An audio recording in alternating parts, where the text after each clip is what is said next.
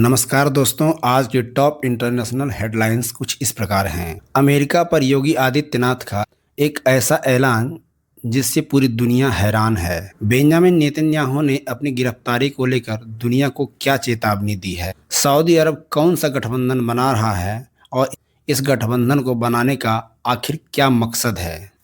और हमास और इजरायल के बीच में हुआ शांति समझौता। सीएम योगी आदित्य ने कहा कि आने वाले एक वर्षों में भारत दुनिया के अंदर तीसरी बड़ी अर्थव्यवस्था होगा। तो याद करिए, 3 देशों में प्रतिस्पर्धा होगी, अमेरिका, चीन और भारत में। मुझे बताइए, क्या दुनिया के जिन देशों को भारत ने पछाड़ा है, क्या उनको अच्छा लगेगा? जिसको आप पछाड़ने जा रहे हैं, जिसकी स्पर्धा में आप खड़े होने जा रहे हैं, क्या वह शांति से बैठेगा? और हम तो अभी योजना भी नहीं बनाए हैं, उन लोगों ने योजना बनानी प्रारंभ कर दी है। भारत को अस्थिर करने की, भारत में अव्यवस्था पैदा करने की, भारत में अशांति पैदा करने की। आज भी देखेंगे, भारत के अंदर आतंकवादी समूहों के पास हथियार जो मिलते हैं, कहाँ के प्राप्त होते हैं?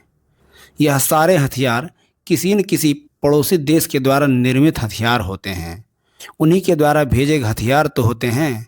यह जो साजिशें हैं, इस सनातन परंपरा के लिए, हमारे इस देश के लिए किस रूप में हैं? अगर हम इसको समझ पाएंगे तो हमारी आने वाली यात्रा बहुत ही शुभ होगा। इजरायल के प्रधानमंत्री बेंजामिन नेतन्याहू ने कहा कि अगर कोई विदेशी सरकार इंटरनेशनल क्रिमिनल कोर्ट के गिरफ्तारी वारंट के तहत उन्हें हिरासत में लेने की कोशिश करती है तो इजरायली स्पेशल फोर्स दखल देने के लिए तैयार है। यह विवाद तब शुरू हुआ जब न्यूयॉर्क के अधिकारी जौहर ममदानी ने कहा था कि अगर नेतन्याहू न्यूयॉर्क आते हैं तो उन्हें गिरफ्तार करने की संभावना पर वह कानूनी विभाग के साथ चर्चा कर रहे हैं। हालांकि बाद में ममदानी ने अपने बयान से पीछे हटते कहा कि हमारे पास गिरफ्तारी वारंट को लागू करने का स्वतंत्र कानूनी अधिकार नहीं है। यह अधिकार संघीय सरकार के पास है। हम उनसे गिरफ्तारी वारंट लागू करने का आग्रह करते हैं। इस विवाद के बीच अमेरिकी राष्ट्रपति डोनाल्ड ट्रंप ने सोशल मीडिया पोस्ट में नेतन्याहू से कहा कि आपको किसी भी स्थिति में अमेरिका में गिरफ्तार नहीं किया जाएगा। सऊदी अरब ने ऐलान किया कि वह रेड सी में जहाज़ों की सुरक्षा के लिए एक अंतर्राष्ट्रीय गठबंधन बनाएगा, जिसका मकसद यमन के हूती विद्रोहियों के हमलों से जहाज़ों की रक्षा करना है। रॉयटर्स के मुताबिक इस गठबंधन में शामिल होने के लिए 50 देशों को न्योता भेजा गया है। हालांकि कौन से देश इसमें शामिल होंगे, यह अभी तय नहीं हुआ है। इसकी औपचारिक घोषणा जल्द की जा सकती है। दरअसल हूती विद्रोहियों ने 20 जुलाई को सऊदी अरब के खिलाफ समुद्री नाकेबंदी का ऐलान किया था। उसने कहा कि सऊदी पोर्ट का इस्तेमाल करने वाले जहाज़ों पर हमला किया जा सकता है। मिडिल ईस्ट की न्यूज़ वेबसाइट अल मॉनिटर के मुताबिक अमेरिका, पाकिस्तान, मिस्र, तुर्की, जिबूती, सोमालिया और सूडान को न्योता भेजा गया है। इसके अलावा जर्मनी, फ्रांस, इटली समेत कई यूरोपीय देशों को भी निमंत्रण मिला है। एक्सपर्ट के मुताबिक गठबंधन में शामिल देश अपने नौसैनिक युद्धपोत रेड सी और बाब अल मंदेब स्ट्रेट में तैनात करेंगे। ये जहाज़ आपस में गश्त करेंगे और व्यापारिक जहाज़ों की सुरक्षा करेंगे। तेल टैंकर और मालवाहक जहाज़ों को अकेले भेजने के बजाय काफिले में भेजा जाएगा। उनके साथ वॉरशिप चलेंगे, जिससे हमला होने पर तुरंत जवाब दिया जा सके। हूती अक्सर ड्रोन, मिसाइल और विस्फोटकों से भरी नावों से हमला करते हैं। युद्धपोतों पर लगे एयर डिफेंस सिस्टम और रडार इन हमलों को पहले ही पता लगाकर उन्हें मार गिराने की कोशिश करेंगे। समुद्र के ऊपर ड्रोन, गश्ती विमान और निगरानी वाले विमान लगातार उड़ान भरेंगे।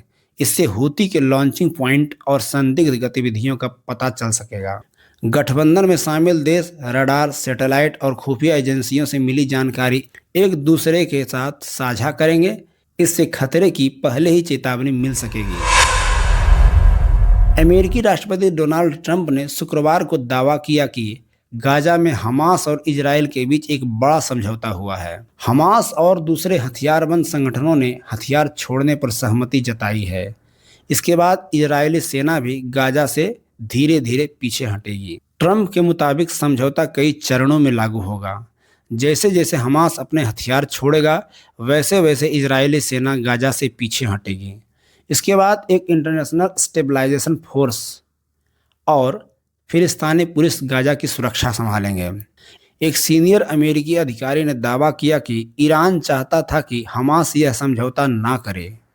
हालांकि अब ईरान पहले की तरह हमास की मदद करने की स्थिति में नहीं है, इसलिए हमास ने अपने और गाजा के लोगों के हित को देखते हुए यह फैसला लिया है। हमास और दूसरे हथियारबंद गुटों को चरणबद्ध तरीके से हथियार सौंपने होंगे। अगर कोई गुट नहीं माना तो पूरा समझौता प्रभावित हो सकता है। हमास के हथियार छोड़ने की पुष्टि के बाद ही इजरायली सेना धीरे धीरे गाजा से पीछे हटेगी। दोनों पक्षों को साथ साथ कदम उठाने होंगे। इजरायली सेना के हटने के बाद गाजा सुरक्षा के अंतर्राष्ट्रीय सुरक्षा बल और नई फिलिस्तीनी पुलिस संभालेंगे। इसके लिए बड़ी तैयारी और तालमेल की जरूरत होगी। गाजा का प्रशासन नई तकनीकी फिलिस्तीनी सरकार संभालेगी, लेकिन उसे स्थानीय लोगों, फिलिस्तीनी गुटों और अंतर्राष्ट्रीय समुदाय का भरोसा जीतना होगा। हथियारों की जांच, सेना की वापसी, नई सरकार का गठन और सुरक्षा व्यवस्था लागू होने जैसी प्रक्रियाओं में कई महीने लग सकते हैं। हालांकि हमास ने साफ कहा है कि अगर इजरायल समझौते की सारी शर्तें पूरी नहीं करता है तो वह भी इस समझौते को लागू नहीं करेगा। उम्मीद है आपको यह वीडियो पसंद आया होगा। वीडियो पसंद आए तो लाइक करना ना भूलें।